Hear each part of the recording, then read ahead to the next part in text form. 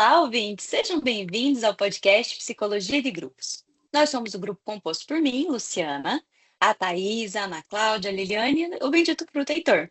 Somos alunos de Psicologia e estamos trazendo para vocês uma conversa sobre a importância e os desafios dos grupos na sociedade contemporânea. Esse podcast faz parte das atividades avaliativas da disciplina de Psicologia de Grupos, que é ministrada pela professora Lídia Brelas no Unialfa, Centro Universitário Alves Faria, em 2024. Hoje nós escolhemos falar sobre o grupo Arte Nascente, ou GAM, uma organização que exemplifica perfeitamente os processos e os desafios dos grupos na contemporaneidade. Vamos explorar como o GAN se formou, quais as etapas ele atravessou segundo as teorias de Lapasade e como seu impacto vai além do ambiente religioso para a sociedade em geral. E também vamos discutir a relevância de entender os grupos não apenas como espaços de convivência, mas também como agentes de transformação social e cultural. Bom, esperamos que o nosso bate-papo traga novas perspectivas sobre a compreensão de grupos na vida cotidiana.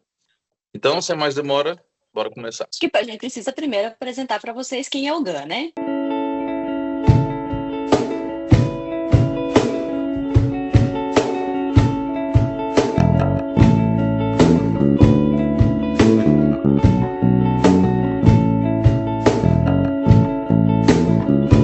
O Grupo Arte Nascente, que é conhecido como GAN, ele surgiu em 1988, em Goiânia, por uma iniciativa de jovens espíritas de diferentes casas que queriam algo mais consistente e profundo dentro de suas comunidades.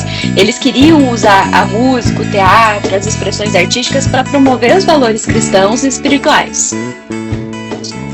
Mas o que será que torna o GAN um exemplo tão interessante para ser estudado?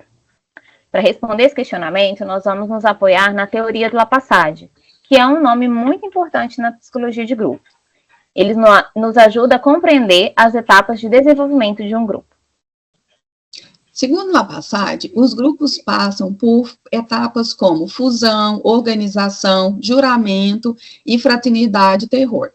Essas fases ajudam a entender as dinâmicas internas dos grupos e como eles lidam com os desafios externos. Vamos agora relacionar essas etapas à trajetória do GAN.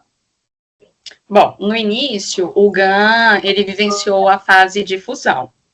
Os jovens de diferentes mocidades espíritas, eles sentiram um forte senso ali de pertencimento coletivo e assim unindo-se em torno de um objetivo, de um desejo de valorizar a arte, né, como ferramenta espiritual. E aí, então, foi um momento de identificação mútua e entusiasmo, colaborando aí para a fusão.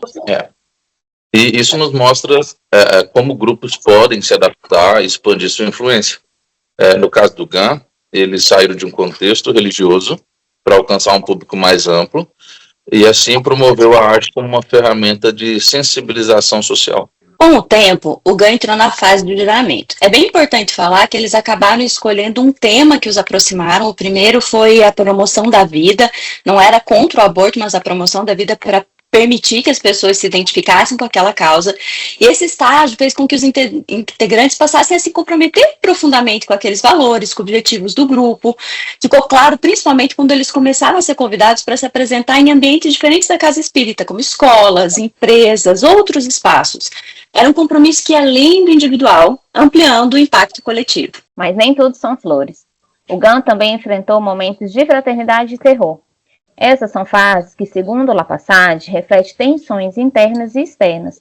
E para o GAN, isso significou lidar com desafios profundos como a gestão dos voluntários, as divergências de opiniões, a necessidade de formalização como uma ONG. Logo depois veio a fase de organização. Foi quando o grupo começou a distribuir papéis espontaneamente. Surgiu a necessidade de ensaios regulares e da escolha de temas norteadores, como o primeiro tema deles. Dê uma chance à vida, diga não ao aborto. Essa organização foi crucial para alinhar os objetivos do grupo. E com o tempo, o GAN entrou na fase de juramento. Nesse estágio, os integrantes se comprometeram profundamente com os valores e objetivos do grupo. Esse tema que norteava as diferentes pessoas que faziam parte dava identidade ao compromisso assumido. E isso ficou claro quando eles começaram a ser convidados para se apresentar em ambientes que fugiam à casa espírita, como empresas, escolas. Era um compromisso que, além do individual, ampliava o impacto coletivo. Mas nem tudo são flores. o GAN também enfrentou momentos de fraternidade e terror. Essa fase, segundo Lapassaad, reflete tensões internas e externas. E, para o GAN, isso significou lidar com desafios como a gestão dos voluntários, as divergências de opiniões, a necessidade de se formalizar como uma ONG. A formalização aconteceu em 2001, quando o grupo foi oficialmente reconhecido como uma ONG. Esse passo foi importante para acessar os recursos e garantir a continuidade de suas ações. Assim, o GAN conseguiu produzir CDs, DVDs e até participar de projetos culturais incentivados pelo governo. Agora, pensando nos dias de hoje, como as ações do GAN se conectam com a sociedade contemporânea? E aí, então, a resposta, ela está em sua capacidade de abordar temas delicados, como prevenção ao suicídio, combate às drogas, de maneira acessível e inclusiva para a sociedade. Bom, isso mostra como grupos podem se adaptar e expandir sua influência. No caso do GAN, eles saíram de contexto religioso para alcançar um público mais amplo, promovendo a arte como uma ferramenta de sensibilização social. Outro ponto interessante é o impacto emocional das apresentações. Muitos relatos mostram como as mensagens do GAN tocaram pessoas em momentos difíceis, gerando reflexões profundas e até mudança de vida. Essa conexão emocional é o que o Lapassaad descreve como vínculo grupal, que é quando um grupo tem um propósito claro e os valores sólidos, e aí ele consegue manter a coesão interna e atrair novas pessoas, ampliando a sua relevância. Além disso, o GAN nos ensina a importância de alinhar teoria e prática. Eles não apenas discutem espiritualidade, eles vivem no meio da arte, mostrando como um grupo pode ser espaços de aprendizado e transformação. Então, o que o GAN nos ensina sobre grupos? Primeiro ponto é que a união em torno de um objetivo comum, ele pode gerar resultados extraordinários. E o segundo é que essas etapas de desenvolvimento de um grupo, conforme na passagem, nos trouxe, ajudam a entender como eles evoluem e superam os desafios ao longo dessa construção. Sim, e a gente também aprende que os grupos são essenciais para enfrentar esses problemas sociais e eles funcionam como microcosmos da sociedade, onde a gente pode experimentar novas formas de organização e convivência. Podemos dizer que o GAN exemplifica como a arte, aliada à espiritualidade, pode ser uma ferramenta poderosa de transformação social. Essa é uma lição valiosa que qualquer tipo de grupo, seja ele comunitário, educacional ou corporativo. Nós esperamos que esse episódio tenha inspirado os ouvintes a refletirem sobre os grupos aos quais pertencem e qual o papel eles desempenham em suas vidas. Obrigada por nos acompanhar nesse bate-papo. Continue nos seguindo para mais reflexões sobre psicologia e grupos na contemporaneidade. Este foi o podcast Psicologia de Grupos. Se você gostou, compartilha com os amigos e familiares.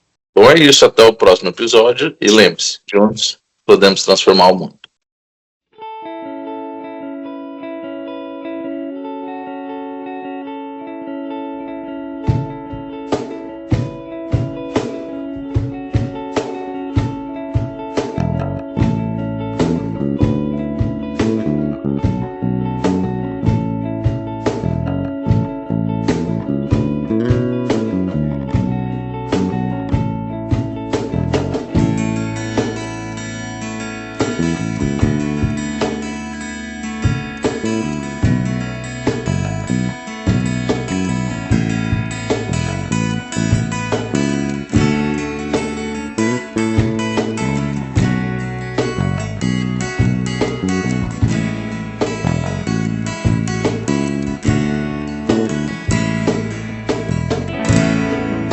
Tenta muito querer inspirar lá